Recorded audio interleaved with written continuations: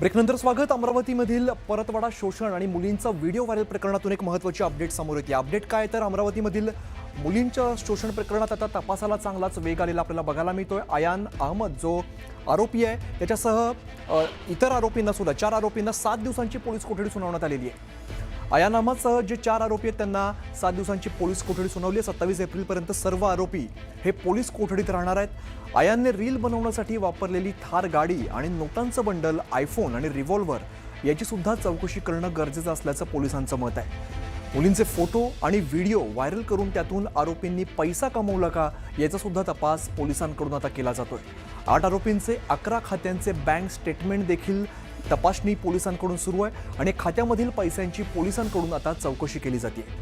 आरोपींच्या मोबाईलमधील रिकव्हर झालेला आणि फॉरेन्सिक लॅबमधून तपासणी करून आलेला डेटा आरोपींच्या समक्ष पोलिसांकडून तपासला जाणार आहे.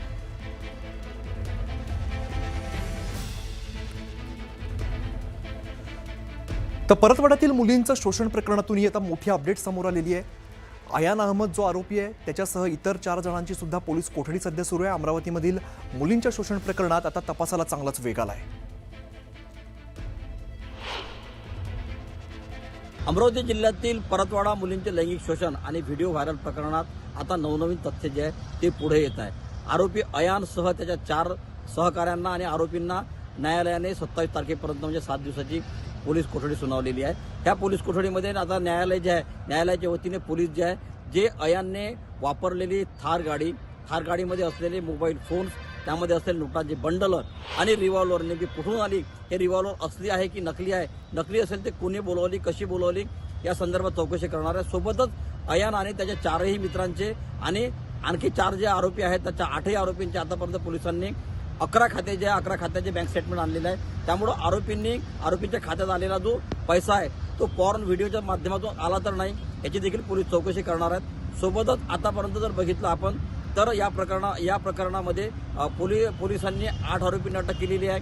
या 8 आरोपीकी आता 4 आरोपींना 27 तारखेपर्यंत परत PCR मिळालेला आहे. या प्रकरणामध्ये आता फॉरेन्सिक जी टीम आहे, फॉरेन्सिक टीमने जे मोबाईल जप्त करण्यात आले होते, लॅपटॉप जप्त करण्यात आले होते, आयफोन जप्त करण्यात आले होते, या संपूर्ण आयफोनची तपासणी केलेली आहे आणि ह्या तपासणी करून आल्यानंतर फॉरेन्सिककडून तपासणी करून आलेली आहे.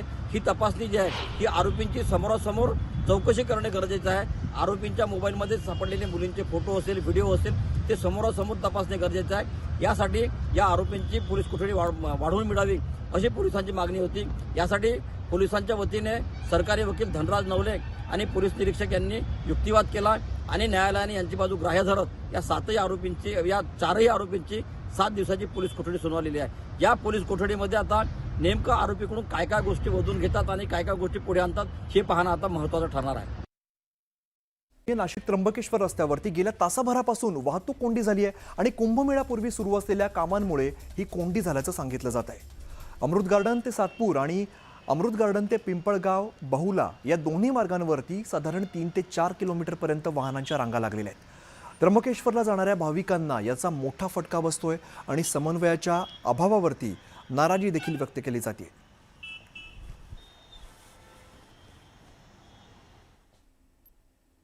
एक मोठी बातमी आपण कोल्हापूरमधून बघणार आहोत. कोल्हापूरमध्ये खासगी सावकाराकडून महिलेवरती अत्याचार झाल्याची धक्कादायक बातमी समोर येते. कोल्हापुरात सावकाराकडून महिलेवरती अत्याचार झाल्याची बातमी आहे. यामध्ये व्याजाच्या पैशांसाठी महिलेवरती 3 वर्षांपासून अत्याचार सुरू असल्याची माहिती आलेली आहे. व्याजाचे पैसे द्या अन्यथा शारीरिक संबंध ठेव अशी धमकी देत आरोपीने सलग 3 वर्ष अत्याचार केल्याचा आरोप आहे. आणि इतकंच नाही तर या कृत्याचं चित्रीकरण करून महिलेच्या जावयाला दाखवून धमकावल्याचाही प्रकार उघड झाला आणि या प्रकरणी अमित सावंत याच्या विरोधात गांधीनगर पोलीस ठाण्यामध्ये गुन्हा दाखल करण्यात आला आणि पुढील तपास सुरू आहे.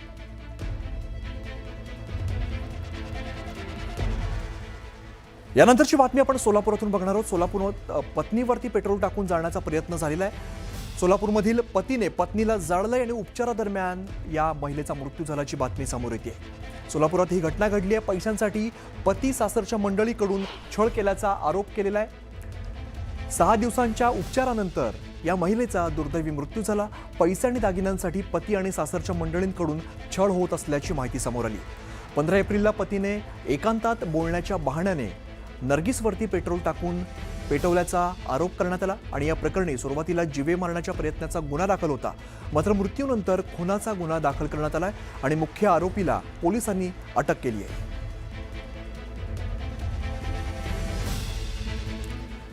बातमी बुलढाण्यामधून आहे. बुलढाणा जिल्ह्यातील मेहकर शहरातील मोळा रोड परिसरामध्ये 4 वर्षांपूर्वी खुनाचा प्रकार घडलेला होता. 4 वर्षांपूर्वी घडलेल्या हत्येचा आता उलगडा झालेला आहे. याचा तपास सुरू होता आणि याचा आता उलगडा झाला. हत्या करून मृतदेह पुरलेला होता. रस्त्याच्या शेजारी हा मृतदेह पुरण्यात आलेला होता आणि पोलिसांनी अखेर हा छडा लावलेला आहे. या प्रकरणात एकाचा खून करण्यात आला. आरोपीने खून केल्यानंतर मृतदेह रस्त्याच्या कडेला खोल खड्डा करत त्यामध्ये पुरून ठेवलेला होता आणि दीर्घकाळानंतर या प्रकरणाचा तपास पुढे सरकल्यावर मेहकर पोलिसांनी घटनास्थळी जात शोध मोहीम राबवली आणि यावेळेला कुजलेल्या अवस्थेत मृतदेहाचे अवशेष बाहेर काढण्यात आले. या प्रकरणी पोलिसांनी एका आरोपीला अटक केली आहे तर इतर काही जणांवर संशय व्यक्त केला जातोय. मानवी सांगाडा मिळून आलेला आहे. आम्ही त्याच्या अनुषंगाने पुढील कारवाई करत आहोत, पुढील तपास करत आहोत आणि तपास पूर्ण झाल्यानंतर आपल्याला सविस्तर माहिती देण्यात येईल. पुढची बातमी सिंधुदुर्गातून आहे. सिंधुदुर्ग जिल्ह्यात अचानक बदललेल्या हवामानामुळे काल नागरिकांची चांगलीच तारांबळ उडालेली आहे.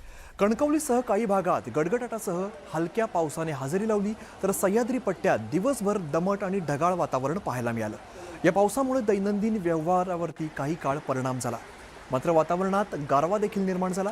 हवामान विभागाने काल जिल्ह्यासाठी येलो अलर्ट जारी केलेला होता. दरम्यान आज सकाळपासूनच हवामान स्वच्छ झाल्यामुळे नागरिकांना दिलासा मिळाला आहे.